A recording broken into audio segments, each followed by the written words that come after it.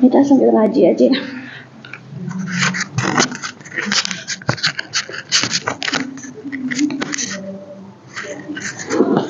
Ayat berapa kemarin?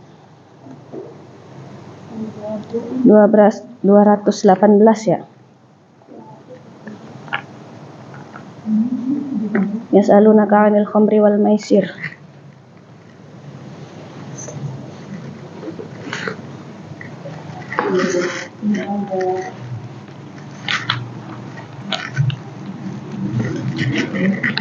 Benar nggak, Mi? Ini kita mulai ya sambil nunggu yang lain. Yas'alunaka 'anil khamri wal maisir. Ya, kita mulai. A'udzu billahi minasy syaithanir rajim. Bismillahirrahmanirrahim. Yas'alunaka 'anil khamri wal maisir. Qul fihima itsmun kabirun wa manafi'u linnas wa itsmuhuma akbaru min naf'ihima wa yas'alunaka madza yunfikun qulil 'afwa kadzalika yubayyinullahu lakumul ayati la'allakum tatafakkarun fid dunya wal akhirah wa yas'alunaka 'anil yatama qul islahul lahum khair wa in tukhalituhum fa ikhwanukum wallahu ya'lamul mufsida minal muslih walau sya'allahu la'anatakum innallaha azizun hakim. ولا تنكحوا المشركات حتى يؤمن ولا أمة مؤمنة خير من مشركة ولو أعجبتكم ولا تنكحوا المشركين حتى يؤمنوا ولعبد مؤمن خير من مشرك ولو أعجبكم أولئك يدعون إلى النار والله يدعو إلى الجنة والمغفرة بإذنه ويبين آياته للناس لعلهم يتذكرون ويسألونك عن المحيض قل هو أذى فاعتزلوا النساء في المحيض ولا تقربوهن حتى يطهرن فإذا تطهرن فأتوهن من حيث أمركم الله إن الله يحب التوابين ويحب المتطهرين Nisa'ukum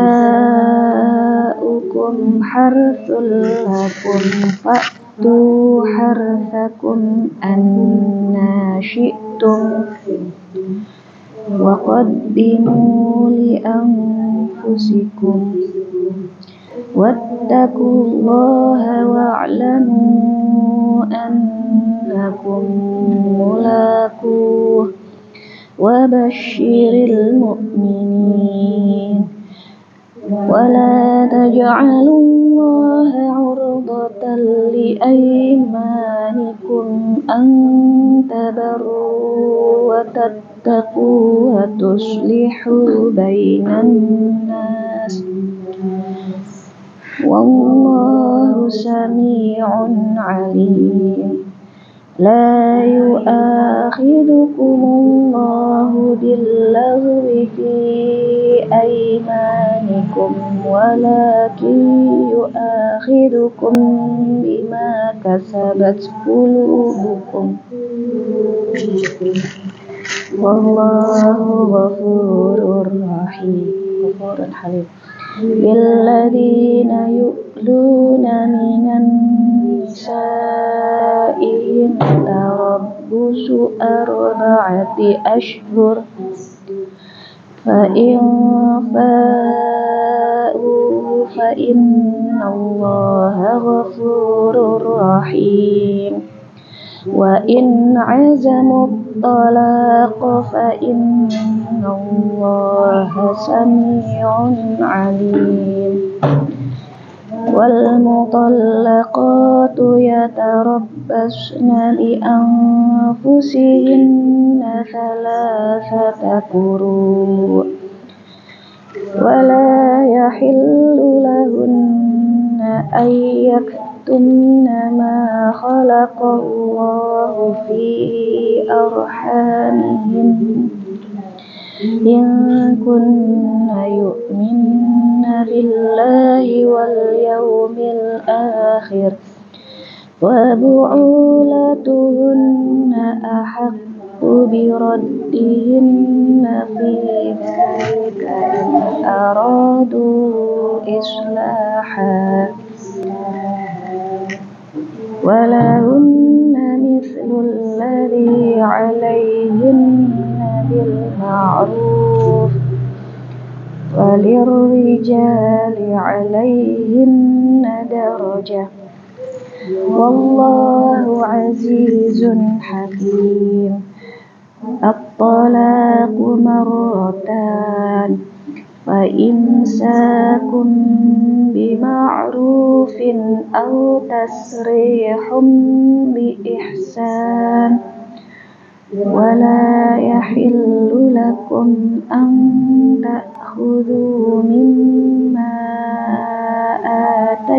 آتيتموهن شيئا إلا أن يخافا ألا يقيما حدود الله فإن خفتم ألا يقيما حدود الله فلا جناح عليهما فيما افتدت به.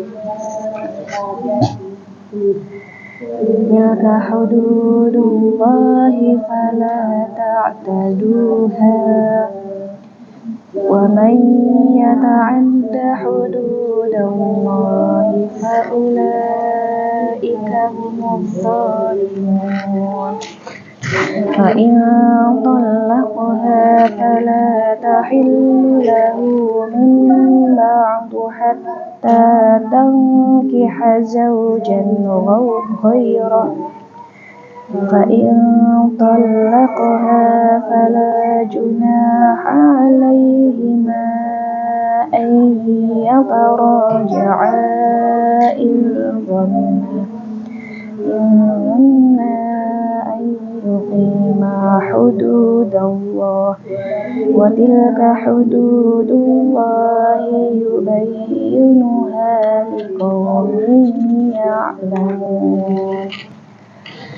وإذا طلقتم النساء فبلغن أجلهن فأمسكوهن بمعروف أو سرحوهن بمعروف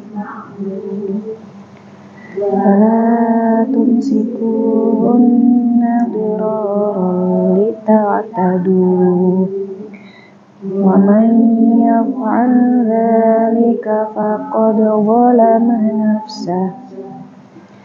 ولا تتخذوا آيات الله هزوا واذكروا نعمة الله عليكم وما أنزل عليكم عليكم من الكتاب والحكمة يعظكم به واتقوا الله واعلموا أن الله بكل شيء عليم وإذا طلقتم النساء فبلغن أجلهن فلا تعضلوهن أن ينكحن أزواجهن إذا تراضوا بينهم بالمعروف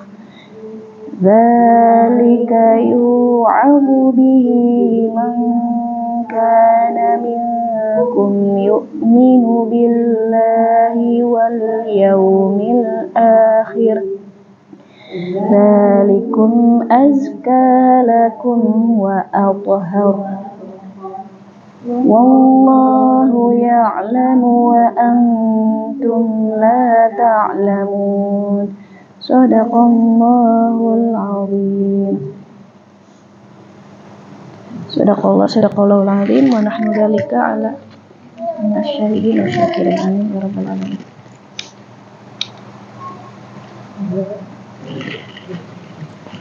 Udah dibagiin itunya materinya.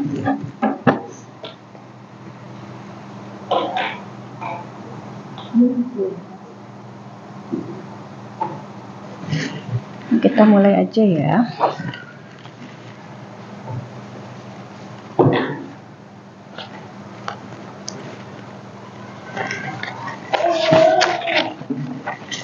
A'udzubillahiminasyaitonirrajim. Bismillahirrahmanirrahim. Assalamualaikum warahmatullahi wabarakatuh.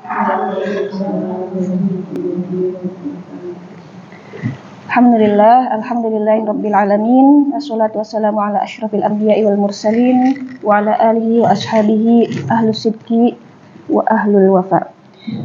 Asyhadu an la ilaha illallah wa asyhadu anna Muhammadan abduhu wa rasuluh la nabiyya wa la rasula ba'da amma ba'du. Qala Rasulullah sallallahu alaihi wasallam fi Qur'anihil Karim subhanaka la ilma lana illa ma 'allamtana innaka antal alimul hakim. Wa qala Rasulullah sallallahu alaihi wasallam Allahumma faqihna fid dini wa 'allimna ta'wil wa qala aidan man yuridillahu bihi khairan yufaqihu fid din amma ba'd. Alhamdulillah, segala puji bagi Allah yang telah memberikan kita nikmatnya, taufik dan inayah dan juga hidayahnya sehingga Allah gerakkan hati kita untuk bersama-sama hadir dalam rangka thalabul ilmi sebagaimana yang Rasulullah sebutkan di dalam sebuah riwayat, thalabul ilmi fardhatun ala kulli muslim. Menuntut ilmu adalah kewajiban bagi setiap muslim. Shalawat serta salam juga semoga senantiasa tercurahkan kehadirat junjungan Nabi kita Nabi Muhammad Sallallahu Alaihi Wasallam beserta para kerabat, para sahabat dan semoga kita sebagai umatnya mendapatkan syafaat di akhirat. Amin Allahumma amin. Bagaimana kabarnya ibu-ibu semuanya? Alhamdulillah. Lagi musimnya ini ya, batuk pilek nih. Maaf suara saya agak-agak serak karena masih batuk pilek juga. Semoga semuanya diberikan kesehatan, diberikan perlindungan oleh Allah Subhanahu wa taala ya. Sehingga bisa melakukan aktivitas sebagaimana mestinya. Nah, ibu-ibu semuanya alhamdulillah ya setelah beberapa pekan kemarin kita bereuforia dengan HUT Republik Indonesia ya dengan berbagai macam perlombaannya. Dengan begitu serunya dan begitu bahagianya ya walaupun mungkin kondisi negeri kita sedang tidak baik-baik saja. Tapi nggak apa-apa, kita bergembira ya dalam rangka bersyukur atas nikmat merdeka kita ya. Nah, kesempatan kali ini juga alhamdulillah kita sudah masuk ke bulan apa? Bulan apa? Bulan Rabiul Awal, lupa kan? Ingatnya bulan Agustus aja ya. Ternyata ada yang lebih penting Bu, bulan Rabiul Awal. Bulan Rabiul Awal itu bulan apa? Bulan dilahirkannya Rasulullah Shallallahu Alaihi Wasallam. Nah lupa kan kemarin tuh 2 hari yang lalu kalau nggak salah kita sudah memasuki bulan Rabiul Awal, di mana bulan Rabiul Awal adalah bulan kelahiran Rasulullah SAW, Khatamul Anbiya, ya, sang penutup para nabi, sang putra padang pasir, pemimpin kita. Nah, dalam rangka memperingati, bukan memperingati sih ya, dalam rangka bergembira atas lahirnya Rasulullah SAW, karena dulu sedikit cerita ya, kalau dulu kami di Mesir itu, kalau memasuki bulan Rabiul Awal itu, di sepanjang jalan itu banyak tenda-tenda kayak orang jualan apa sih namanya itu pedagang musiman ya. Pedagang musimannya itu isinya itu boneka-boneka kayak boneka Barbie tapi dihias dengan permen-permen dan manisan-manisan. Jadi kalau bulan Rabiul Awal itu kita tuh udah, oh ini nih pasti bulan Rabiul Awal, dari awal sampai akhir di sepanjang jalanan di Mesir itu dipenuhi oleh pedagang-pedagang namanya Arusatul Maulid. Jadi bonekanya itu kayak boneka Barbie tapi dihiasi pakai permen-permen, pakai manisan-manisan. Khasnya tuh seperti itu. Sama orang-orang tuh pada berbagi manisan gitu. Apa sih kayak manisan-manisan Turki itu loh Bu, yang isinya pistachio kayak gitu-gitu. Nah, itu khasnya tuh seperti itu. Jadi ketika bulan Maulid itu kita tuh happy gitu, gembira ngelihat kondisi apa, bukan kondisi ya, suasananya gitu. Kalau di sini kan suasananya tuh kerasanya biasanya pas Ramadan ya. Kalau Ramadan kan biasanya kalau di Mesir itu banyak fanus-fanus, lampu lentera di mana-mana. Nah, kalau bulan Maulid itu banyak di sepanjang jalan itu orang jualan namanya Arusat El Maulid gitu. Nah, mereka tuh berbagi manisan, berbagi bukan berbagi ya, berjualan di sepanjang jalan itu boneka-boneka kayak boneka Barbie tapi dihiasi sama permen-permen gitu. Seru pokoknya, rame banget. Nah, tapi kalau di Indonesia mah nggak ada ya. Di Indonesia kan kebanyakannya tuh peringatan-peringatan di masjid-masjid gitu kayak gitu. Ya. Nah, untuk bukan memperingati ya, dalam rangka berbahagia, saya ingin membuat suatu kuis, asik kuis. Pertanyaan-pertanyaan yang berkaitan dengan sirah nabawiyah. Kan kita tuh kita ngaku cinta Nabi nggak? Iya, tapi kita kenal dekat gak dengan Rasul? Insya Allah. Coba tapi kalau saya tanya nih, bisa nggak jawabnya? Kan kata kenal maka kata sayang. Enggak, perlombaan maulidan. Karena pertanyaannya tentang Rasulullah, tentang sirah nabawiyah ya. Kan kita tuh sering nyanyi Muhammadku, Muhammadku, aku rindu padamu. Tapi rindu aja, wujudnya mana? Ininya mana, bukti rindunya itu apakah kita sudah mengenal beliau lebih lanjut ataukah cuma sekedar di ucapan saja? Nah, maka nih saya kasih kuis ya, insya Allah ada hadiahnya. Hadiah kecil-kecilan tapi ya, bukan hadiah rumah atau mobil. Dalam rangka bergembira dengan Rabiul Awal gitu. Karena kalau di Mesir itu kita kalau misalkan Rabiul Awal itu banyak yang ngasih manisan-manisan. Apalagi kan pelajar asing, ada sini-sini gitu. Dapat manisan gitu kan, kita senang ya. Dengan sesuatu yang manis-manis itu kan kita tuh bergembira gitu. Kalau di sini kan jarang ya ada berbagi seperti itu. Adanya ketika bulan Safar kemarin kan. Biasa kalau di Jawa itu bulan Safar itu bikin apem. Tahu nggak apem cimplo? Cimplo itu kan yang dicocol pakai gula merah. Itu kan adatnya orang sini ya. Kalau adatnya di Mesir kalau pas bulan Maulid tuh banyak yang berbagi manisan-manisan gitu. Nah, siap-siap ya. Ada beberapa pertanyaan yang bisa jawab angkat tangan tapi jangan jawab dulu ya. Pertanyaan yang pertama. Nah, tentang sirah nabawiyah ya.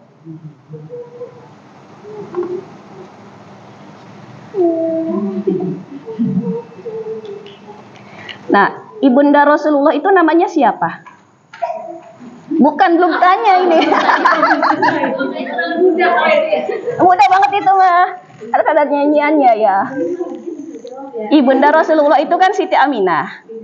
Siti Aminah itu meninggal wafat ketika Rasulullah masih kecil.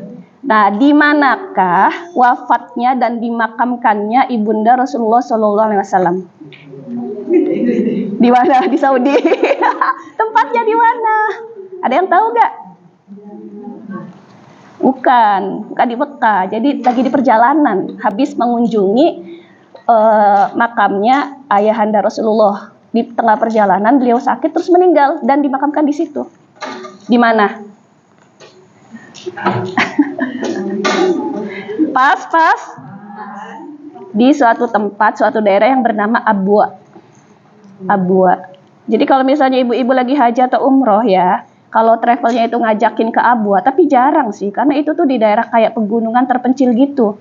Dan bahkan makamnya pun cuma dilingkari doang pakai batu, nggak ada kayak bangunan tertentu tuh enggak gitu.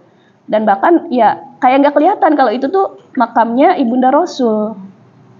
Kalau misalkan mau lihat itu di channelnya siapa ya? Alman Mulyana itu loh, yang YouTuber Mekah, yang tinggal di Mekah, itu beliau pernah tuh ke situ, Abwa namanya. Ya udah deh, yang agak gampang deh. Pertanyaan kedua. Apa arti dari nama Muhammad?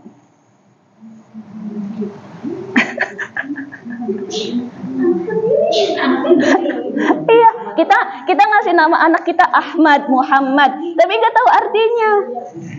Apa? Ayo, coba sebisanya.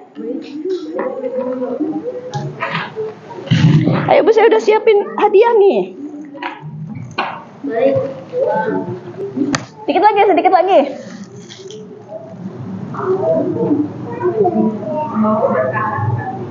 Kan, kalau keberkahan itu barokah. Mabruk. Tabarakallah, keberkahan. Ayo Bu, siapa lagi yang mau coba? Batari mau coba? Udah pas. Muhammad itu artinya terpuji. Iya kan? Iya Bu, Ustazah dulu ingat, sekarang lupa. Masih ada yang belum berhasil menjawab nih. Ya udah, sekarang agak maju ke depan lagi.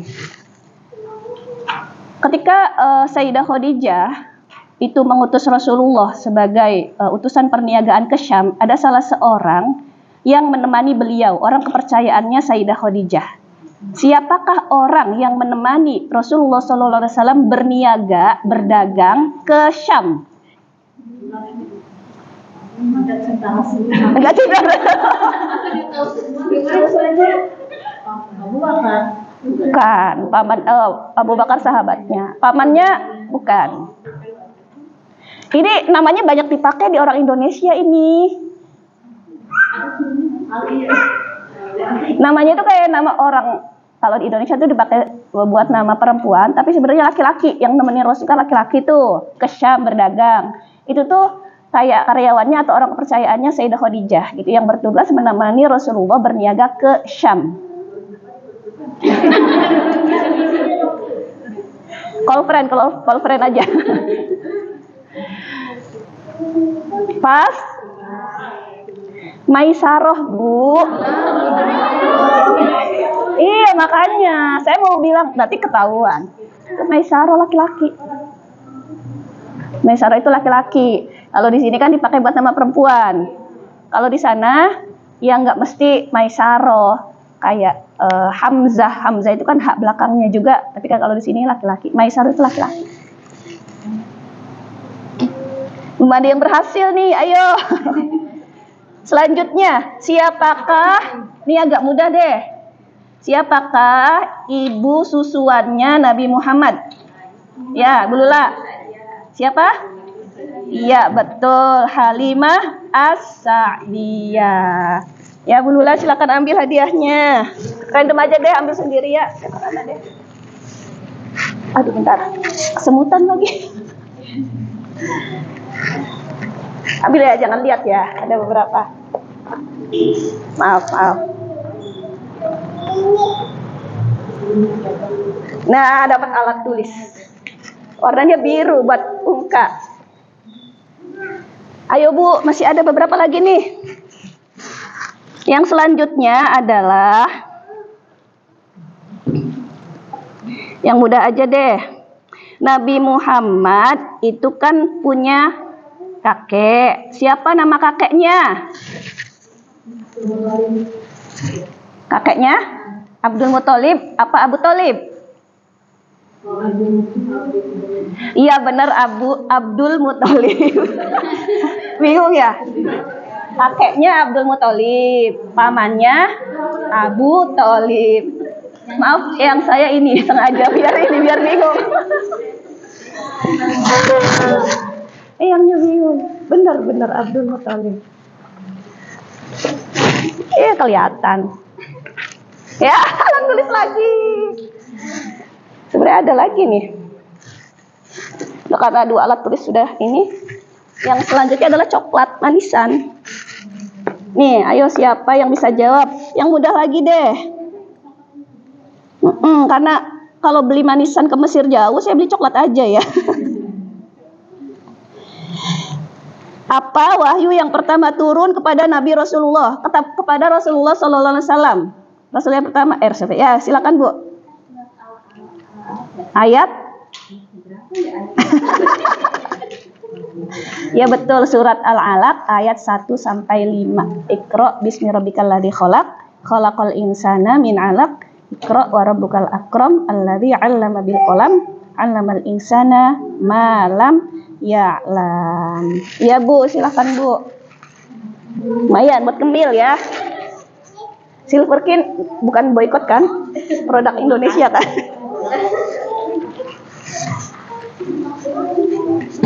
Selanjutnya, ayo 2 lagi nih. Pada usia berapakah Rasulullah hijrah ke Madinah? Rasulullah hijrah ke Madinah pada usia berapa? Ayo, tahu nggak?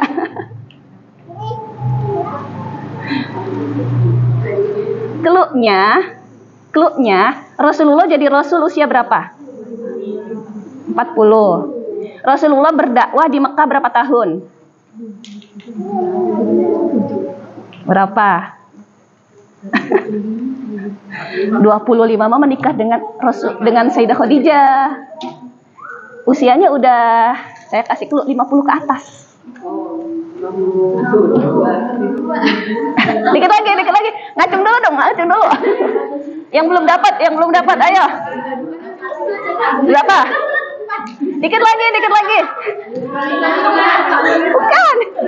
Ayo batarin, 5 berapa?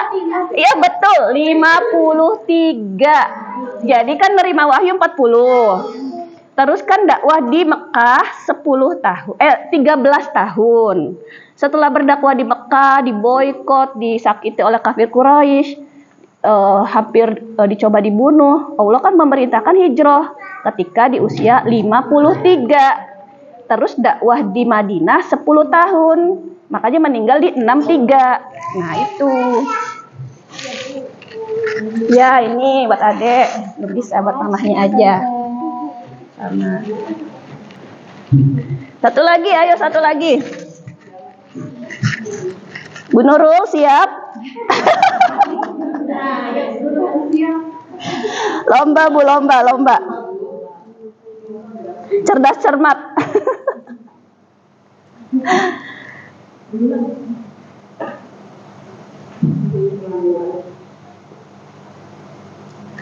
Nah, pada di tahun Rasulullah mendapatkan Isra dan Mi'raj, itu dinamakan Amul Huzn atau tahun kesedihan. Kenapa dinamakan dengan tahun kesedihan? Iya, selain yang udah jawab, ayo. Ami, apa Ami? Kayaknya meninggal pas waktu kecil. Iya, Isra Mi'raj kan Rasulullah udah diangkat jadi Rasul. Siapa? Siapa pamannya? Iya betul, karena Siti Khadijah meninggal, nggak berapa lama kemudian pamannya juga Abu Thalib juga meninggal dalam waktu berdekatan. Maka Rasulullah itu benar-benar sedih karena 2 orang itulah yang mendukung dakwah Rasul, yang menemani, yang melindungi, dan meninggal di waktu yang berdekatan. Maka dinamakan Amul Huzn, tahun kesedihan. Maka Allah pun memberikan kayak hiburan gitu, menghibur Rasul dengan peristiwa Isra dan Mi'raj. Iya, silakan Bu. Kasih coklat. Ya. Nah, ternyata kenal belum Bu sama Rasulullah? Belum. Ya udah kenalan ya. Masih jauh ya Eyang ya. Ternyata banyak banget ya cerita-cerita, kisah-kisah yang menarik yang kita tuh mungkin luput atau belum pernah kita pelajari, belum pernah kita bahas gitu. Padahal cerita-cerita itu, kisah-kisah di Sirah Nabawiyah itu sangat menarik ya, sangat bagus untuk kita bahas gitu. Biasanya kalau di Mesir itu pas bulan Maulid itu di masjid-masjid itu banyak halakoh kajian-kajian ngebahas tentang Sirah Nabawiyah. Misalnya di Masjid Al-Azhar ya, Sirah Nabawiyah membahas tentang ini gitu. Terus pas puncaknya itu biasanya ada perkumpulan kayak kita kayak tablik akbar gitu ya. Nanti itu baca burdah, qasidah. Qasidah itu kayak syair pujian-pujian yang isinya tuh tentang memuji Rasul, tentang sirah nabawiyah Rasul gitu kan. Kayak burdah Busiriyah. Tahu nggak burdah Busiriyah?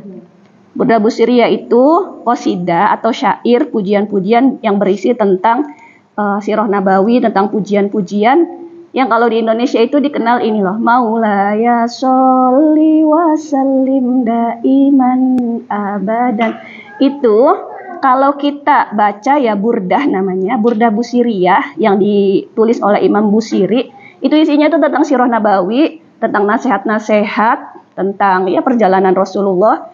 Ada juga tentang bagaimana sih kita tuh harus mengelola hawa nafsu kita. Jadi dulu saya tuh pas waktu kuliah mempelajari tentang syair itu di pelajaran sastra Arab. Bagus kan syairnya itu? Misalnya belakangnya tuh A semua, B semua. Itu orang Arab kan paling senang ya dengan tata bahasa yang bagus. Makanya kan Al-Quran itu diturunkan kepada umat Nabi Muhammad. Karena pada saat itu kan umat Nabi Muhammad itu kan terkenal dengan keindahan bahasa. Dengan bagaimana mereka tuh dengan cerdasnya membuat syair yang indah gitu. Nah, pas burdah Busiriyah itu, Imam Busiri itu adalah salah satu ulama tasawuf di Mesir yang pada waktu itu beliau tuh menderita kelumpuhan. Pas waktu lumpuh kan gak bisa ngapa-ngapain. Akhirnya bikinlah burdah ini, qasidah, syair-syair ini. Ya tadi Maulaya sholli wa sallim daiman abada ala habibika khairil khalqi kullihimin. Muhammadun sayyidul kaunaini wasaqalaini sampai akhir ada banyak kan. Beliau tuh menulis burdah itu dan pada suatu malam Rasulullah datang di mimpi. Rasulullah datang di mimpi Imam Busiri lalu mengusap ya, mengelus bagian yang sakitnya, yang lumpuhnya, dan biidznillah pas bangun sembuh dari lumpuhnya. Orang-orang tahulah tentang hal tersebut dan mereka minta diajari tadi qasidah tadi, burdah Busiriyah tadi, yang sampai akhirnya menyebar ke Indonesia juga. Makanya di Indonesia juga banyak kan Maulaya sholli wa sallim daiman abada gitu. Ada Barzanjian, itu kan isinya tentang sirah nabawiyah. Maulid Barzanji, Simtud Duror ya. Banyak sekali. Biasanya kalau di pesantren-pesantren atau di negara Timur Tengah pas bulan Maulid itu kita baca itu sambil dibahas gitu. Ini artinya apa, sirahnya apa gitu kan. Seru jadinya tuh. Mana di Indonesia itu jarang ya. Ada juga kayak peringatan-peringatan aja ya. Nah, udah ya ibu-ibu tentang Maulid Nabi dan tentang cerdas cermatnya sirah nabawiyahnya yang ternyata kita itu masih jauh banget ya mengenal Rasulullah. Iya, bener kan? Yang kita ditanya Ibunda Rasul aja meninggal di mana nggak tahu kan? Taunya namanya aja. Meninggalnya di mana nggak tahu. Iya, kapan hijrahnya, umur berapa nggak tahu. Taunya ya udah hijrah aja ke Madinah gitu. Nah, tuh langsung saja ya kita masuk ke pembahasan kita. Udah 10:30 belum. Namun sebelum kita masuk ke pembahasan, mari kita membaca Al-Fatihah, mendoakan guru-guru kita, mendoakan orang tua kita, dan semua orang yang telah berjasa mengajari kita ilmu, khususnya ilmu agama. Dan juga khususnya untuk penulis kitab yang sedang kita bahas ini, yaitu Ibnu Hajar Al-Asqalani, salah satu ulama hadis ya di Mesir yang menulis kitab Bulughul Maram yang kita bahas. Semoga kita mendapatkan keberkahan ilmunya di dunia dan akhirat. Ala hadhihi niyyah wa kulli niyyah as-sholihah. Al-Fatihah. A'udzubillahi minasyaitonirrajim. Bismillahirrahmanirrahim. Alhamdulillahirabbil alamin.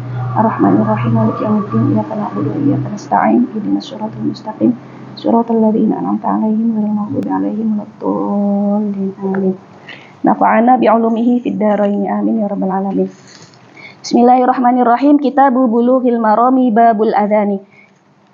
Alhamdulillah kita sudah masuk ke pembahasan bab adzan. Kenapa kita perlu membahas bab adzan? Padahal adzan itu disyariatkan enggak untuk wanita? Terus kenapa kita membahas? Kenapa Ustazah nggak di skip aja? Kenapa nggak langsung pembahasan yang lain aja, yang wanita-wanita aja? Gitu. Ya karena di dalamnya banyak hadis-hadis yang bagus untuk kita bahas. Hadis-hadis yang menarik, yang banyak faidahnya, yang banyak hikmahnya, yang bisa kita ambil ya, pelajaran yang kita bisa ambil di dalamnya. Langsung saja hadis yang pertama. Saya minta tolong dibacakan ya. Saya izin pengen minum dulu. Hadis yang pertama, bab adzan.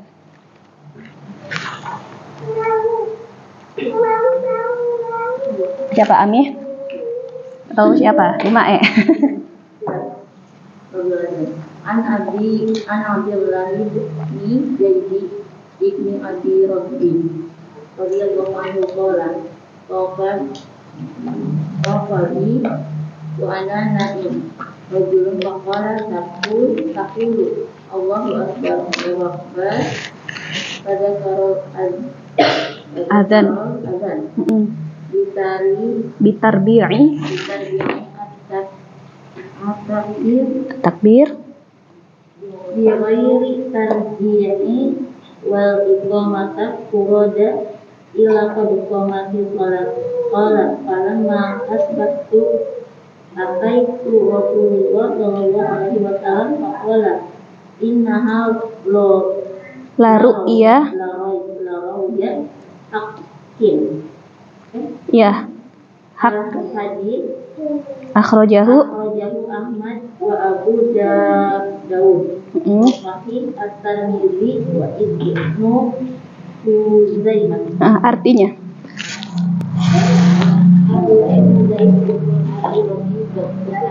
waktu saya tidur, saya bermimpi ada seseorang menghina saya seraya berkata, ucapkanlah Allahu Akbar, Allahu Akbar. Lalu dia mengucapkan azan 4 kali tanpa pengulangan dan mengucapkan qomat sekali kecuali ketika sholat. Dia berkata, ketika telah subuh, aku menghadap Rasulullah Shallallahu Alaihi Wasallam. Beliau bersabda, sesungguhnya ia adalah mimpi yang benar. Hadis dikeluarkan oleh Ahmad dan Abu Dawud. Sahih menurut Tirmidzi dan Ibnu Khuzaimah. Ya, terima kasih Ami, barakallahu fiik.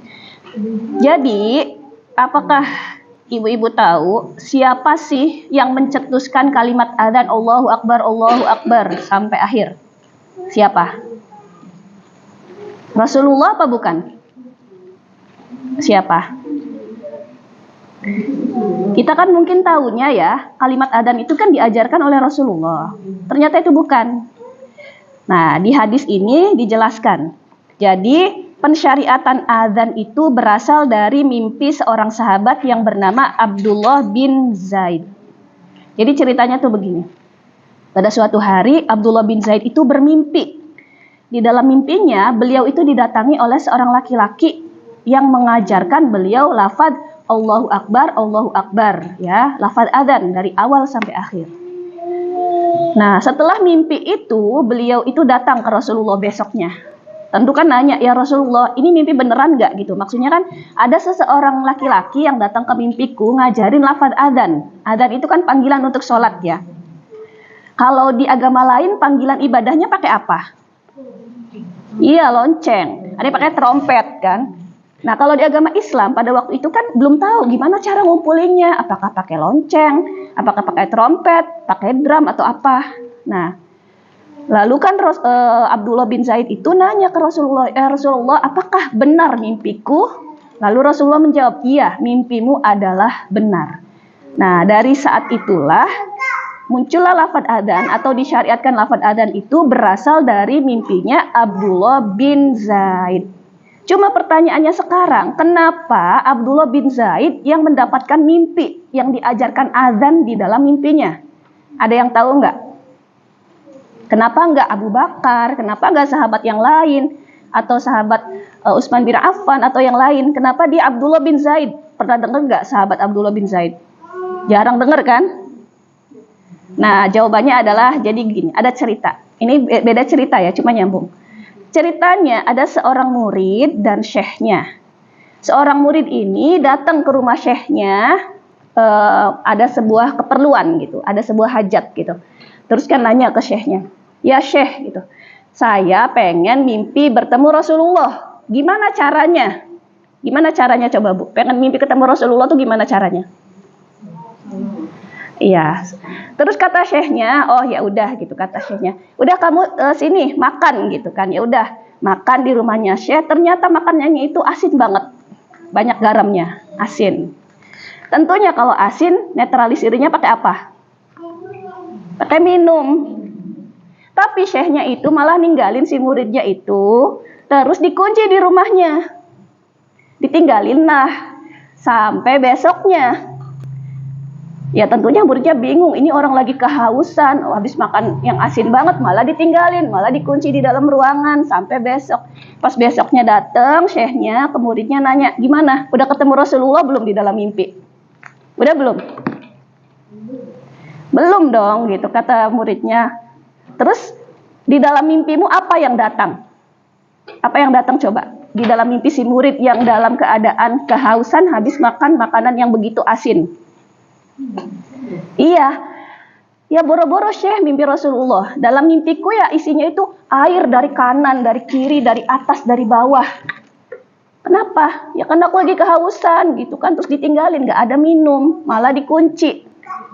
Ya udah, berarti kalau kamu pengen mimpi Rasulullah, berarti harus apa? Harus mengingat, harus menaruh Rasulullah itu di dalam pikiran, di dalam hati. Jangan cuma pengen, Syekh saya pengen mimpi bertemu Rasulullah, tapi Sirah Nabawiyah aja nggak tahu. Tapi jarang bersolawat, jarang mengingat Rasul, tidak menaruh Rasulullah di dalam pikiran dan hati kita. Ya kayak tadi, murid tadi pengen ketemu Rasulullah, tapi ya dikasih pelajaran sama syekhnya.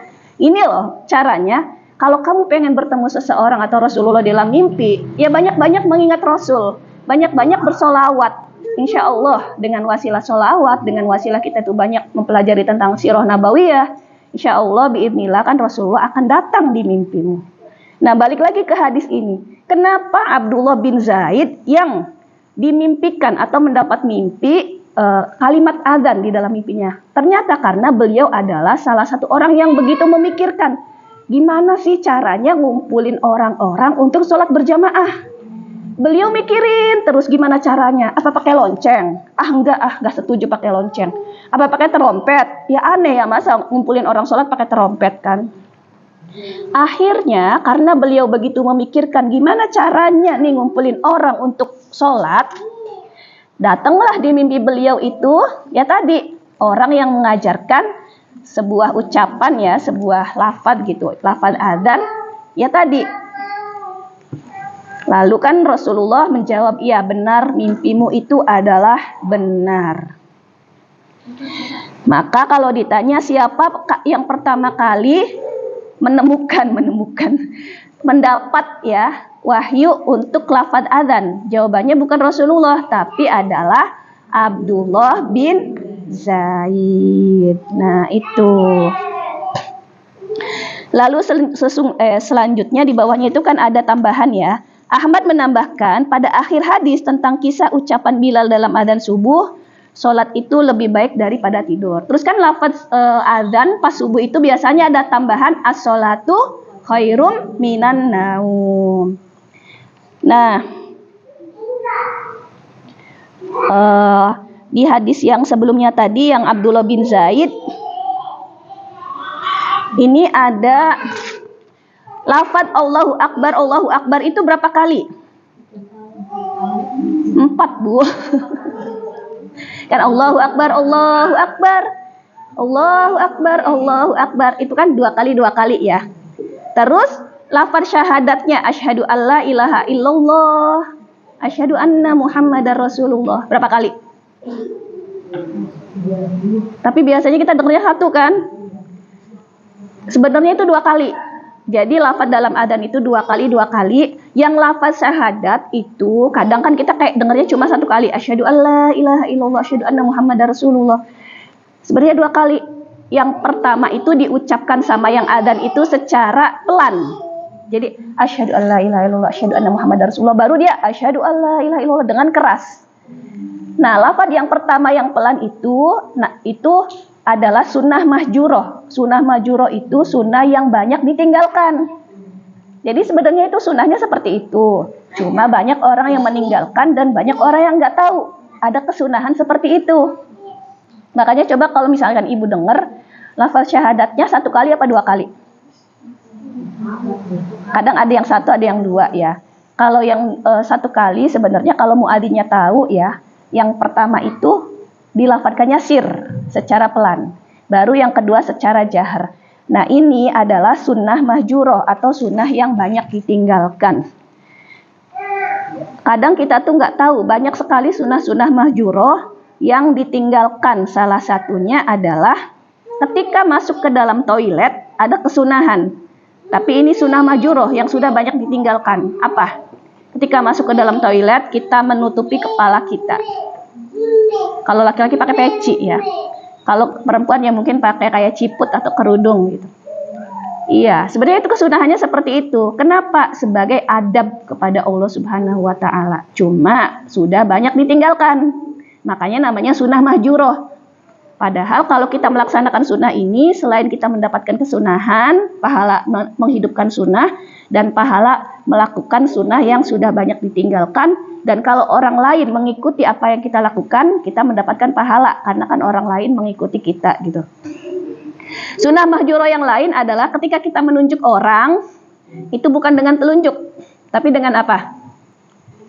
Bukan, dengan 5 jari begini.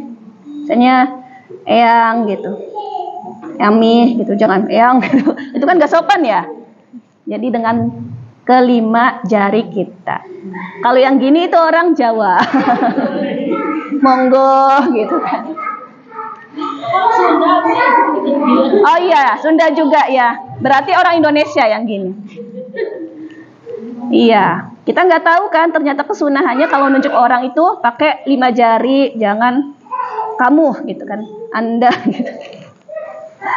Ada lagi sunnah mahjuroh yang lainnya, itu banyak sebenarnya ya. Sunnah mahjuroh itu memberi makan orang sahur.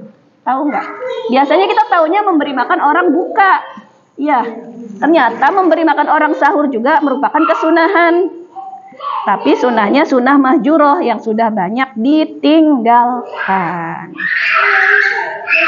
Ya, sunnah-sunnah mahjuroh yang lain banyak ya. Ada bukunya tentang sunnah-sunnah mahjuroh yang sudah banyak ditinggalkan. Nah, terus dari hadis ini juga, kan biasanya kalau misalnya muadzin itu melafadzkan suatu ucapan, kita yang mendengar kan ngikutin kan. Tapi ketika bacaan as-sholatu khairum minan naum, jawabannya apa? Ada jawabannya, bukan as-sholatu khairum minan naum lagi. Jawabannya sodakta wa barirta. Kalau yang versi pendeknya, kalau yang versi panjangnya sodakta wa barirta wa nahnu ala dzalika minasyahidin. Kalau gaya sodakta wa barirta. Jadi ketika mendengar adzan subuh, pas di lafaz as-sholatu khairum minan naum, jawabnya apa? Sodakta wa barirta.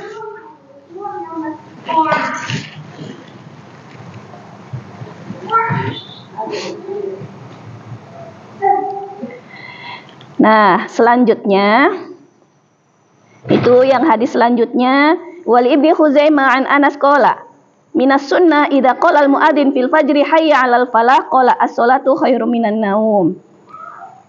Termasuk sunnah adalah bila muadzin pada waktu fajar membaca hayya 'alas shalah, ia mengucapkan as-sholatu khairum minan naum. Ya, ini ya, kalau misalnya di adzan subuh ada kalimat as-sholatu khairum minan naum. Terus dari Abu Mahdhurah di hadis setelahnya, Rasulullah itu mengajarinya adzan lalu menyebut tarji'. Nah, kalau adzan kan 2 kali. Allahu Akbar, Allahu Akbar, Allahu Akbar, Allahu Akbar. Kalau iqomah berapa kali? 2. Kata-katanya, ya Allahu Akbar, Allahu Akbar 2 kali. Tapi yang lainnya 1. Berarti kalau adzan itu 2 kali, kalau iqomah cukup sekali aja. Makanya kan Allahu Akbar, Allahu Akbar, asyhadu an la ilaha illallah, asyhadu anna Muhammadar Rasulullah, hayya 'alas shalah, hayya 'alal falah. Enggak sepanjang adzan, karena enggak harus diulang 2 kali. Rasulullah SAW memerintahkan Bilal untuk menggenapkan adzan dan mengganjilkan qomat. Makanya adzan 2 kali, qomat 1 kali ganjil. Yang selanjutnya, an Abi Juhaifah radhiyallahu anhu qala ra'aitu Bilal yu'adzin wa tataba'a fahu hahuna wa hahuna wa isba'ahu fi udhunaihi, rawahu Ahmad wa Tirmidzi wa sahhahahu. Abu Juhaifah radhiyallahu anhu berkata, aku pernah melihat Bilal adzan dan aku perhatikan mulutnya kesana kemari, qomat kamit, dan 2 jari-jarinya menutup kedua tangannya.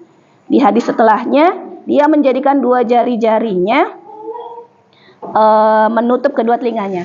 Jadi gini, ketika adzan, si muadzin itu ngadep kemana? Ke kiblat. Ada kesunahan lain, yaitu biasanya kita kan lihat orang begini ya. Kesunahan lain itu masukin telunjuknya ke telinganya. Nih di hadis ini, masukin telunjuk ke telinga orang yang adzan. Kalau misalnya punya anak laki-laki ya, misalnya adzan, ajarin, nak masukin tangannya, kenapa jatuh? Masukin tangannya ke telinga, itu kesunahan. Ya kesunahan yang belum banyak orang tahu dan sering ditinggalkan, mahjuroh juga. Terus di hadis selanjutnya bahwasanya dari Abu Dawud, dia menggerakkan lehernya ke kanan dan ke kiri ketika sampai pada ucapan hayya 'alas shalah dan tidak memutar tubuhnya. Kan sunahnya yang pertama ini kan, masukin telunjuk. Terus ketika lafaz hayya 'alas shalah, lehernya muter ke kanan. Lehernya aja, badannya enggak. Badannya tetap madhep kiblat, tapi kepala lehernya ini muter ke kanan. Hayya 'alas shalah. Pas hayya 'alal falah, muter ke kiri. Nah itu, di sini kayak gitu enggak? Enggak kan? Itu sunahnya sebenarnya. Cuma kadang kita nggak tahu kan? Nah itu kesunahan ya. Selain memasukkan kedua telunjuk ke dalam telinga, kenapa coba masukin 2 telunjuk ke dalam telinga? Biar suara kita semakin kuat, semakin kenceng, ya enggak? Kan nyambung ya antara telinga, hidung, mulut itu. Nah semakin kenceng. Terus kenapa ke kanan dan ke kiri? Biar seruan adzannya itu lebih banyak didengerin sama orang. Zaman dulu udah ada toa belum? Belum. Udah ada mikrofon belum? Belum. Zaman sekarang usah ada nggak usah kan? Yang ke kanan, yang ke kiri udah toanya. Nah, terus gimana? Zaman sekarang kan yang ke kanan ke kiri, ngadep ke kanan ke kiri toa. Berarti yang adzan tetap harus ke kanan ke kiri nggak? Tetap, karena itu kesunahannya. Walaupun nggak wajib ya, tapi ketika melakukan maka akan mendapatkan pahala sunnah.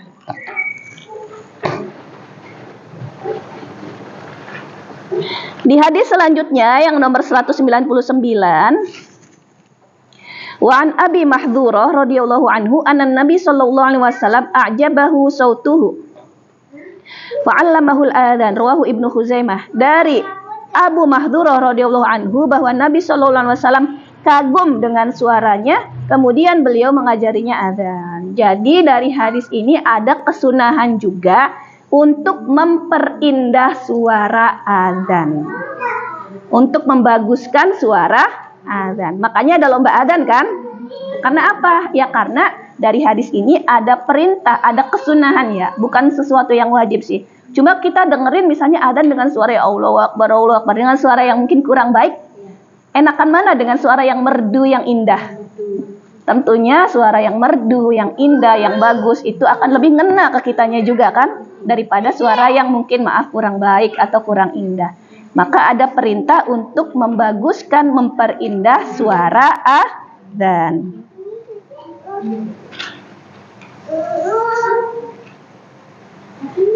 Nah, selanjutnya Sholaitu ma'an Nabi sallallahu alaihi wasallam al-idaini ghairu marrah wala marrataini bi ghairi adzan wala iqamah. Dari Jarir Ibnu Samurah berkata, aku sholat Id, Idul Fitri dan Idul Adha bukan sekali 2 kali bersama Nabi tanpa adzan. Ibu-ibu coba perhatiin deh, ketika sholat Idul Fitri, Idul Adha ada adzan nggak? Tapi adanya apa? Bukan takbir juga. Sebelum mulai sholatnya ada apa? Biasanya tuh Bilalnya tuh orang yang itunya tuh bilang apa? As-sholatu jami'ah rahimakumullah. Nah, itu namanya nida. Nida itu panggilan. Adzan juga panggilan sih, tapi kalau adzan itu panggilan untuk sholat fardu, sholat wajib. Panggilan untuk sholat sunnah, yang mana sholat sunnahnya itu disyariatkan berjamaah seperti sholat id, sholat apalagi gerhana, istisqo, sholat sunnah yang disyariatkan secara berjamaah, taraweh. Pas taraweh dengar nggak? As-sholatu jami'ah rahimakumullah. Pakai adzan nggak kalau mau taraweh? Pakai qomat nggak? Enggak, tapi adanya nida, panggilan. Maka adzan itu untuk sholat fardu, nida untuk sholat sunnah yang disyariatkan secara berjamaah. Nah, maka ketika sholat id, katanya kan, aku belum pernah melihat Rasulullah adzan ketika sholat id. Ya memang nggak ada, tapi adanya nida, yang as-sholatu jami'ah rahimakumullah, atau apa ya, kalimatnya tuh, ya itu kan ya, biasanya. Jadi apa bedanya adzan sama nida, Bu?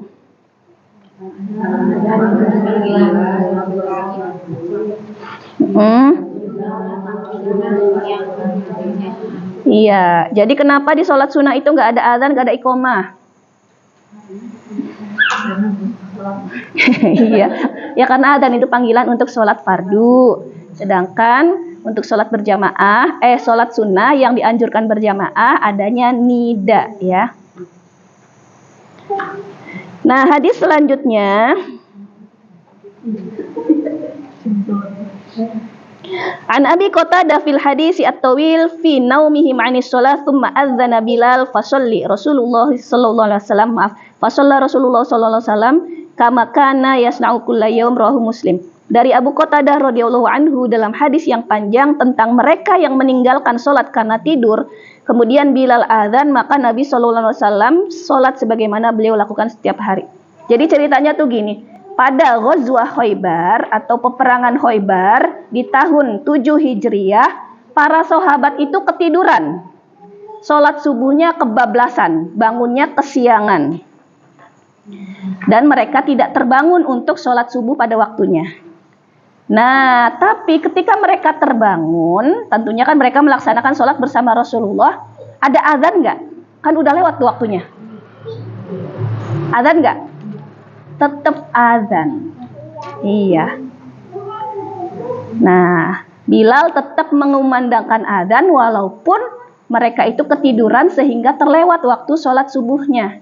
Dari hadis ini juga ada sebuah syariat yang diajarkan oleh Allah ya melalui peristiwa ini, bahwasanya apa? Ketika kita ketiduran, misalkan kita itu begadang, terus paginya bangunnya jam 10 siang, otomatis subuhnya kelewatan. Apa yang harus kita lakukan?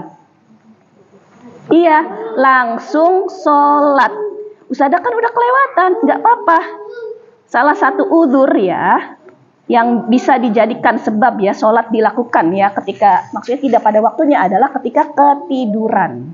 Jadi ketika kita terbangun dari tidur, mau di sholat subuh atau sholat apapun, misalnya udah kebablasan, jangan bingung gimana cara gantinya. Langsung ketika bangun, langsung sholat. Jangan dinanti-nanti, jangan nanti aja gitu. Nunggu besok lagi di ini gitu. Sekalian, jangan. Ketika bangun tidur langsung sholat. Tuh. Kan barangkali ada yang nggak paham ya.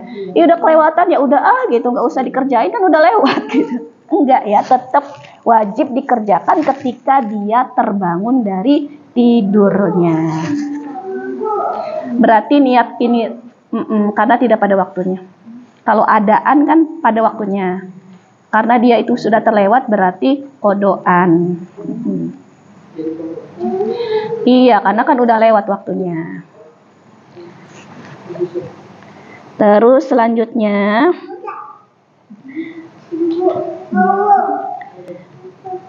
An Ibni Umar radhiyallahu anhu jama'a bainal maghrib wal isya'i bi iqamah wahidah zada Abu Dawud likulli sholatin wa fi riwayah lahu wa lam yunadi fi wahidatin minhuma. Dari Umar radhiyallahu anhu, Ibnu Umar radhiyallahu anhu, bahwa Nabi sallallahu alaihi wasallam menjamak salat maghrib dan isya dengan satu kali qomat. Abu Dawud menambahkan untuk setiap kali sholat. Dalam riwayat lain tidak diperintahkan adzan untuk salah satu dari dua sholat itu. Nah sekarang kalau kita lagi menjamak sholat, apakah kita pakai adzan juga? Pakai adzan apa pakai iqomah? Karena adzan kan untuk laki-laki ya. Misalkan kita tuh lagi bareng gitu, terus sholat jamaknya itu berjamaah gitu. Tetap disyariatkan adzan. Tapi adzannya satu kali aja. Sholat jamak kan menggabungkan dua sholat, misalnya maghrib sama isya. Tetap adzan tapi satu kali. Kalau di hadis yang ini, qomatnya dua kali. Jadi qomat mau sholat maghrib, qomat mau sholat isya. Tapi adzannya cukup sekali aja, nggak perlu dua kali, walaupun ada dua sholat. Tapi di hadis yang lain pun ada juga yang menyebutkan qomatnya cuma satu kali. Tapi ini kesunahan ya, kalaupun enggak juga enggak apa-apa. Kadang kan kita kalau udah sholat jamak ya udah buru-buru aja sholat jamak, enggak pakai adzan, enggak pakai iqomah gitu. Cuma ini kesunahannya dalam hadis ini ada yang menyebutkan adzan satu kali, qomat dua kali, ada yang menyebutkan adzan sekali, qomat sekali gitu. Tapi kalau perempuan qomat iqomah enggak? Adzan iqomah enggak? Enggak usah. Karena tidak disyariatkan bagi perempuan. Terus hadis selanjutnya, an Ibnu Umar wa Aisyah qala Rasulullah sallallahu alaihi wasallam inna bilalan yu'adzinu bilailin fakulu washrabu hatta yunadi ibni ummi maktum wa kana rajulan a'ma la yunadi hatta yuqala lahu asbahta muttafaqun alaih. Dari Ibnu Umar dan Aisyah radhiyallahu anhu bahwa Rasulullah sallallahu alaihi wasallam bersabda, sesungguhnya Bilal akan beradzan pada malam hari, maka makan dan minumlah sampai Ibnu Maktum beradzan. Ia atau Ibnu Maktum adalah laki-laki yang buta dan tidak akan beradzan kecuali setelah dikatakan kepadanya, engkau telah masuk waktu subuh. Engkau telah masuk waktu subuh, muttafaqun alaih. Jadi gini, ketika bulan puasa, kalau di sini mah jarang ya adzan dua kali ya. Biasanya yang pertama kalinya tuh yang tarhim, yang puji-pujian itu. Nah, jadi di zaman Rasulullah itu punya dua muadzin, yaitu Bilal dan Ibnu Ummi Maktum.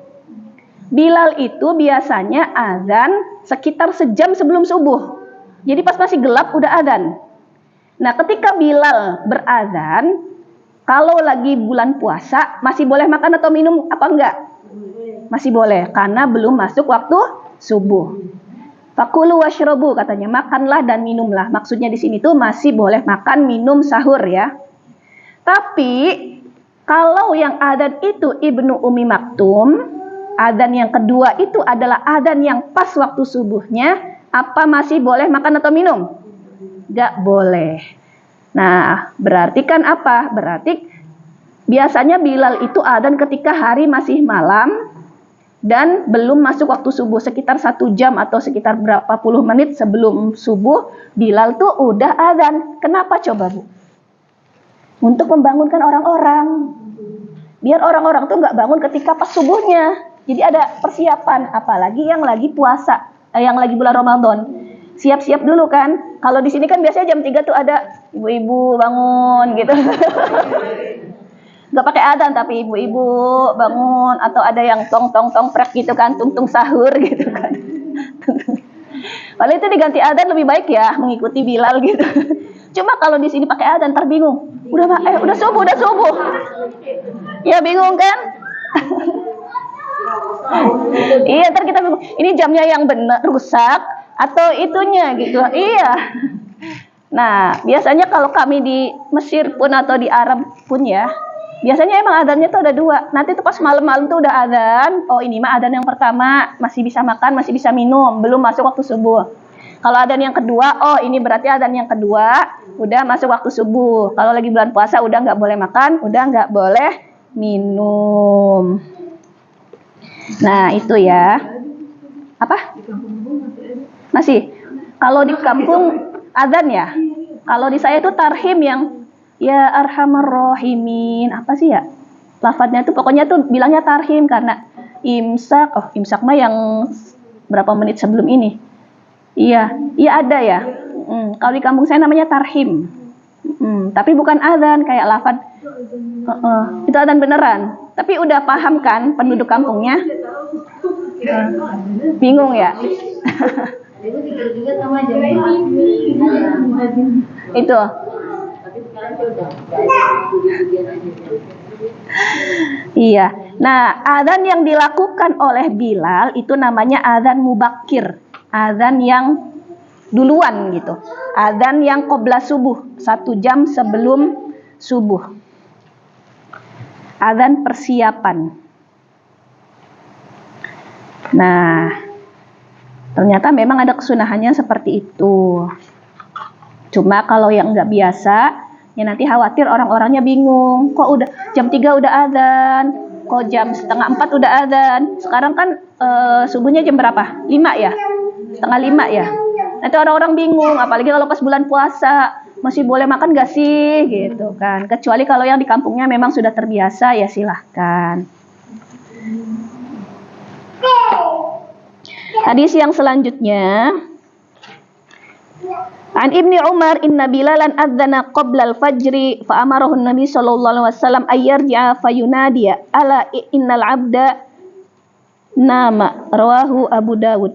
Dari Umar radhiyallahu anhu bahwa Bilal beradzan sebelum fajar, lalu Nabi sallallahu alaihi wasallam menyuruhnya kembali pulang, kemudian berseru, "Ingatlah bahwa hamba itu butuh tidur." Ya ini ya, saya cerita tentang Bilal itu adzannya itu sebelum waktu subuh sekitar 1 jam gitu. Habis itu ngapain? Ya udah, ya bisa tidur lagi, atau kalau lagi puasa ya bisa sahur, siap-siap sholat subuh gitu kan, dan sebagainya.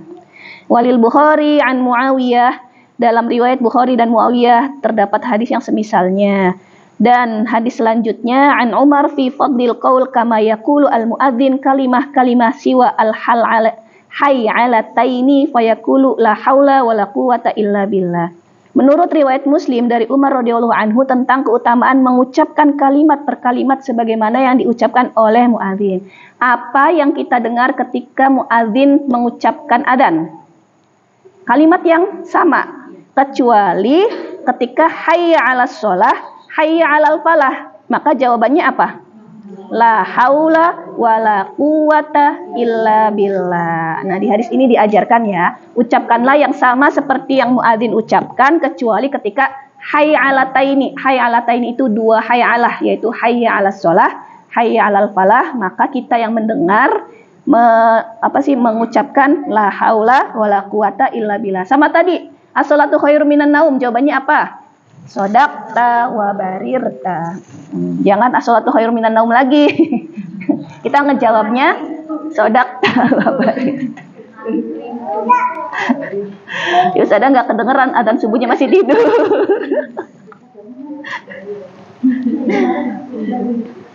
Hadis yang selanjutnya, An Utsman bin Abi Al-As radhiyallahu anhu annahu qala ya Rasulullah ij'alni imama qaumi qala anta imamuhum wa waqtadi bi adhafihim wattakhid muadzinan la ya'khudhu ala adhanihi ajran, akhrajahu al-khamsah wa hasanahu at-Tirmidzi wa sahhahahu al-Hakim.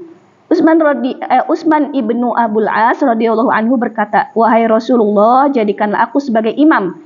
Jadi ini bukan Utsman bin Affan ya, tapi Utsman bin Abul As berkata ke Rasul, ya Rasulullah, jadikanlah aku imam. Jadi pengen kayak jadiin aku imam, ajarin aku untuk menjadi imam katanya. Sebagaimana, wahai Rasulullah, jadikanlah aku imam sebagaimana mereka perhatikanlah, kok mereka sih? Maka perhatikanlah orang yang paling lemah. Lalu Rasulullah itu ngasih nasihat kayak gini, kalau kamu jadi imam, coba lihat jamaah kamu tuh ada yang lemah nggak? Ada anak kecil nggak? Ada orang yang sepuh nggak? Kenapa coba? Ya biar ngimaminya nggak lama-lama, iya kan?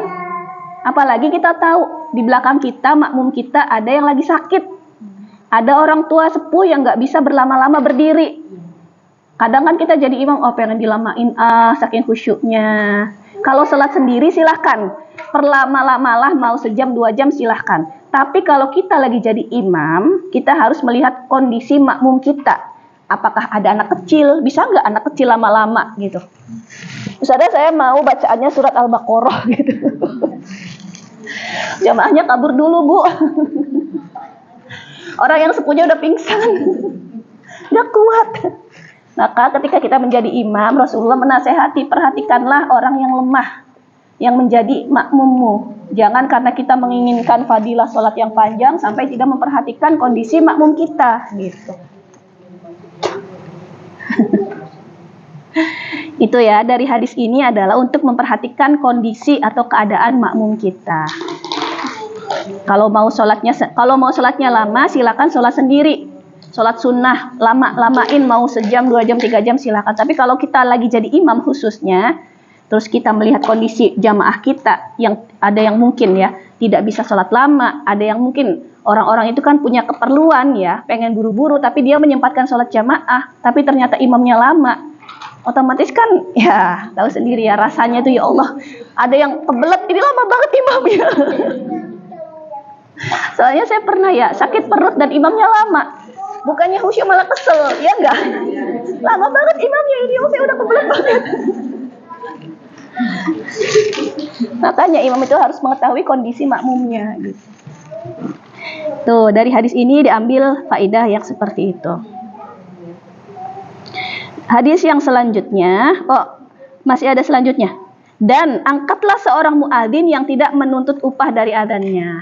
Biasanya kalau muadzin itu dikasih ini enggak? Kasih amplop enggak? Enggak. Iya, karena emang muadzin mah enggak usah dikasih ujro, enggak usah dikasih upah gitu kan ya. Tuh, makanya kalau misalnya ada muadzin yang meminta upah, silakan dikasih hadis ini. Angkatlah seorang muadzin yang tidak meminta upah. Iya. Hadis yang selanjutnya, biasanya yang dikasih upah itu apa? Khotib kan ya, sama imam kan, sholat Jumat gitu. Kalau muadzinnya dikasih nggak? Muadzin Jumat dikasih nggak? Dikasih juga. Tapi sholat yang lain nggak kan?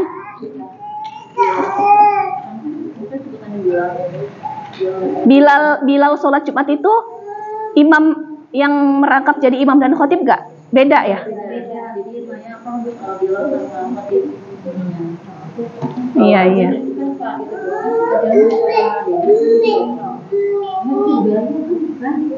Yang adzan juga dikasih? Oh sebenarnya sih enggak ya sebenarnya.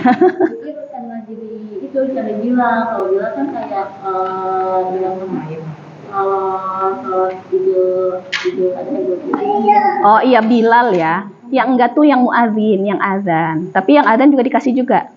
Ya udah nggak apa-apa, sedekah Bu. Ini bukan wajib, maksudnya bukan yang nggak boleh sama sekali gitu, nggak boleh yang haram sama sekali, enggak. Cuma anjurannya gitu. Nanti takut di apa? Bukan yang minta, tapi kalau iya, jangan yang saya udah azan nih saya minta.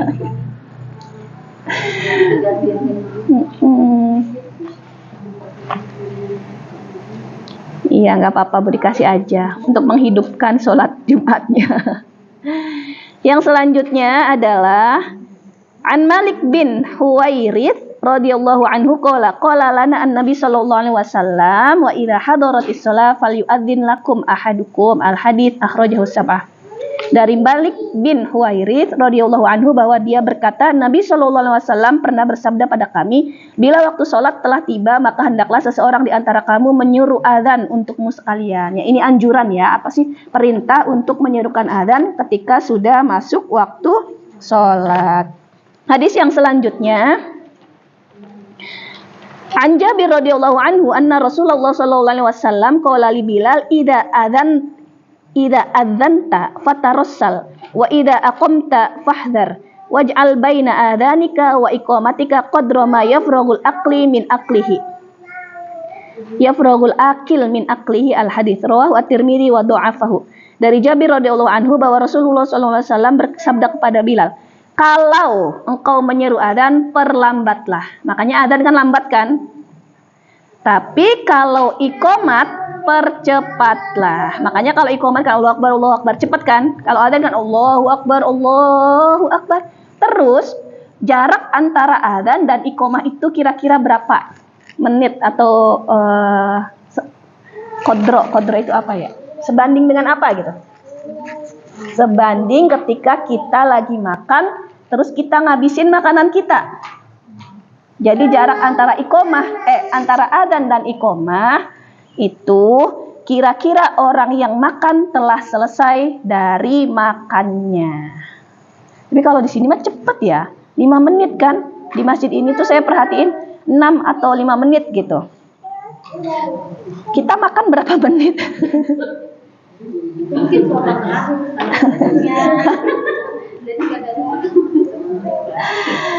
Kalau yang oh iya 5 menitan. Sekitar orang menyantap makan. Sambil nyuapin anak soalnya Ibu ya. Oh iya, sambil scrolling. Bisa sampai setengah jam. Nanti azan dan iqomahnya setengah jam. Ini makan yang cepet ya, bukan makan yang sambil nyantai ya maksudnya.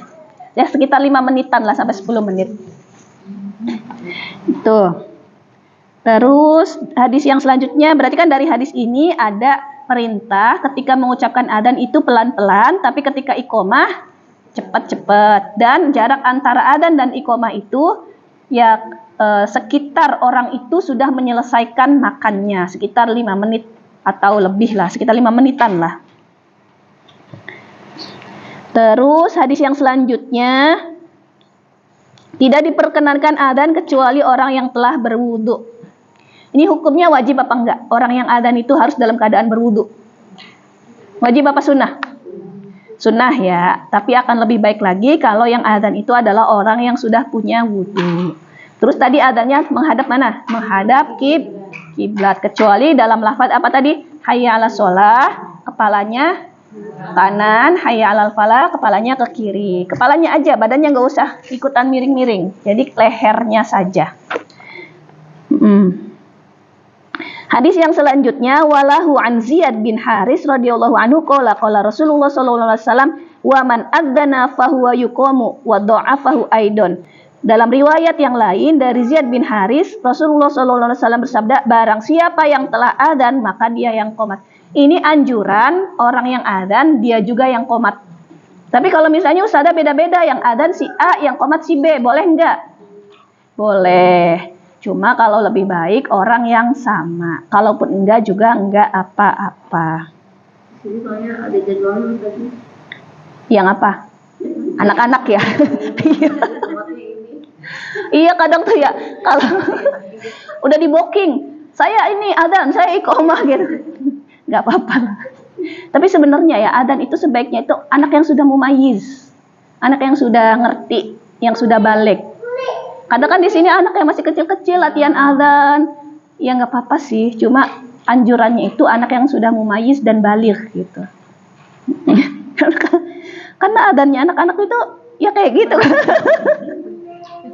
Yang bagus ya, yang masih kemana-mana ya kemana-mana gitu. Makanya harus diajari tentang bab adzan ini, biar adzannya benar, biar kita tuh tahu kesunahan adzan. Oh ini loh ada kesunahan adzan. Telunjuknya ke sini gitu. Dalam keadaan berwudu, ketika lafaz hayya 'alas shalah ke kanan, hayya 'alal falah ke kiri. Coba tahu enggak? Enggak kan? Iya, makanya iya. Iya, makanya walaupun kita enggak adzan gitu, kita belajar bab ini tuh untuk ngajari anak-anak kita, untuk ngajari saudara-saudara kita atau murid-murid kita. Ya, soalnya kita. Iya, kalau ini loh kata ustazah begini, kata siapa kok gak pernah dengar? Baca hadisnya. Lihat di bukunya, ini Rasulullah yang bilang, bukan saya ya. Takutnya kan saya dikira bid'ah, sesuatu yang baru, sesuatu yang mengada-ngada. Ada hadisnya. Jadi bukan kita tuh ngarang-ngarang, ada dalilnya gitu. Makanya pentingnya belajar hadis, belajar fikih ya untuk mengetahui hal-hal yang kadang terluput dari pengetahuan kita gitu. Hadis yang selanjutnya,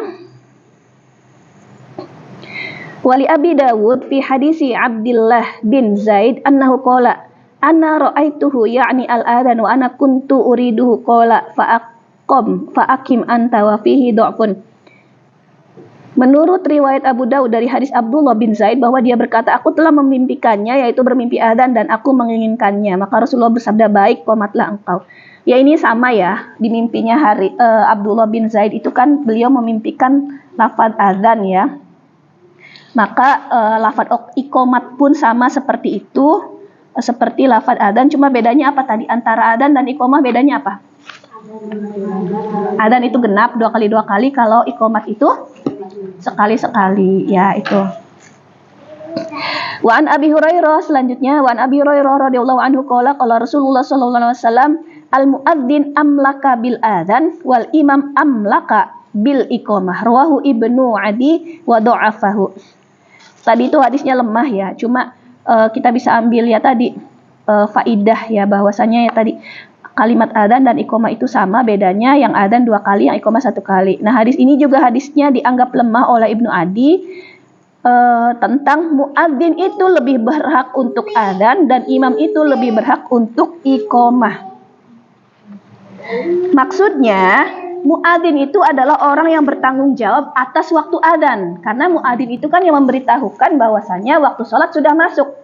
Nah, kalau yang lebih bertanggung jawab untuk iqamah itu adalah imam, karena imam kan yang akan memimpin sholat. Coba kalau udah iqamah tapi imamnya belum siap, ya kan? Atau misalnya imamnya udah siap tapi belum iqamah, maka muadzin itu yang lebih berhak dalam adzan, iqamah itu imam yang lebih berhak gitu. Karena kalau adzan itu panggilan sholat, waktu masuk sholat, kalau iqamah persiapan ya untuk melaksanakan sholatnya. Ya, hadis yang di bawahnya masih sama dari perkataannya sendiri. Hadis yang selanjutnya, An Anas radhiyallahu anhu qala Rasulullah sallallahu alaihi wasallam la du'a bainal adani wal iqamah, rawahu An-Nasa'i, la yuraddu, maaf, yang artinya doa di antara adzan dan qomat itu tidak akan ditolak. Salah satu doa yang mustajab, doa yang tidak akan tertolak adalah doa di antara adzan dan iqamah. Maka perbanyaklah berdoa ketika ya waktu di antara adzan dan iqamah. Kadang kita lupa kan ya, kita sibuk aja sendiri wudu segala macam sampai lupa bahwa waktu tersebut adalah waktu yang mustajab juga. Ya, di antara waktu-waktu yang mustajab adalah ya tadi bainal adzan wal iqamah. Suka doa enggak? Lupa. Padahal itu waktu yang sangat mustajab ya. La yuraddu katanya tuh, tidak akan ditolak doa yang didoakan ya, yang dilakukan ketika adzan dan iqamah. Hadis yang selanjutnya adalah yang terakhir, wa an Jabir radhiyallahu anhu anna Rasulullah sallallahu alaihi wasallam qala man qala hina yasma'un nida Allahumma rabb hadhihi ad-da'wati tammah was salatil qa'imah ati Muhammadanil wasilata wal fadilah wab'athhu maqaman mahmudan alladhi wa'adtah halat lahu syafa'ati yaumal qiyamah, akhrajahu al-arba'ah. Dari Jabir radhiyallahu anhu bahwa Rasulullah sallallahu alaihi wasallam bersabda, barang siapa yang ketika mendengar azan berdoa, doa setelah azan, kita tahu kan Allahumma rabb hadhihi ad-da'wati tammah sampai akhir, maka dia akan memperoleh syafaat dariku di hari kiamat. Maka jangan lupa ya, usahakan, sempatkan membaca doa setelah adzan agar mendapat apa? Syafaat. Syafaat itu apa? Pertolongan di hari kiamat. Jadi fadilah doa setelah adzan adalah akan mendapatkan syafaat di akhirat dari Nabi Muhammad. Alhamdulillah sudah selesai membaca hadis-hadis tentang bab adzan. Seru nggak Bu? Banyak hal-hal baru ya. Oh ya, kusnya hadiahnya kali yang seru. Tadi bikin kuis lagi ya. Iya, seru karena ternyata banyak yang nggak tahu saya. Ternyata banyak sirah yang belum saya baca gitu. Padahal itu kan hal-hal dasar ya, kayak tadi tuh hal-hal yang sebenarnya tuh ya wajib kita ketahui gitu dari sirah nabawiyah. Nah, alhamdulillah juga kita sudah menyelesaikan hadis-hadis pada bab adzan. Banyak sekali ya hal-hal baru, hal-hal menarik yang kita bahas dan kita perlu ketahui. Walaupun ustazah kita kan nggak adzan, perempuan kan nggak adzan, ngapain belajar. Tapi kan ternyata di dalam bab ini banyak sekali hal-hal yang kita bisa ambil hikmahnya, manfaatnya, pelajarannya gitu. Jadi kalau misalkan kok babnya kayak bab mungkin adzan, sholat Jumat dan sebagainya, itu kan buat laki-laki. Kita perlu nggak belajar Perlu. Bahkan laki-laki pun ya sebagai suami itu perlu belajar tentang bab darah, bab wanita. Terus kalau suaminya nggak bisa ngajarin, gimana? Maka suami wajib memanggilkan guru untuk ngajarin istrinya dan nggak boleh melarang istrinya untuk belajar. Ya, seperti itu. Jadi bukan bab-bab yang kayak untuk laki-laki ngapain kita pelajari? Perlu dipelajari karena banyak hal penting yang harus kita ketahui. Jadi sampai di sini terlebih dahulu. Apa ada yang ditanyakan sebelum kita tutup?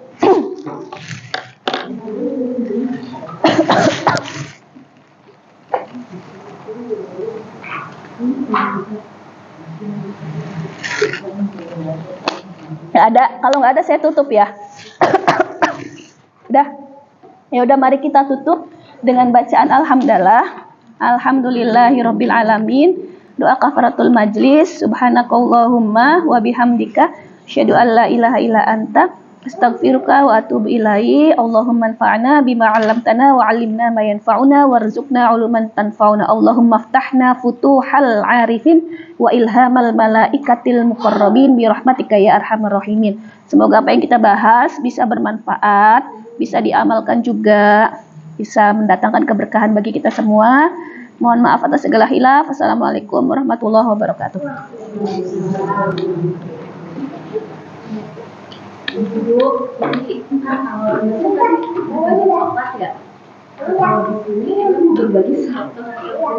Oh, Masya Allah.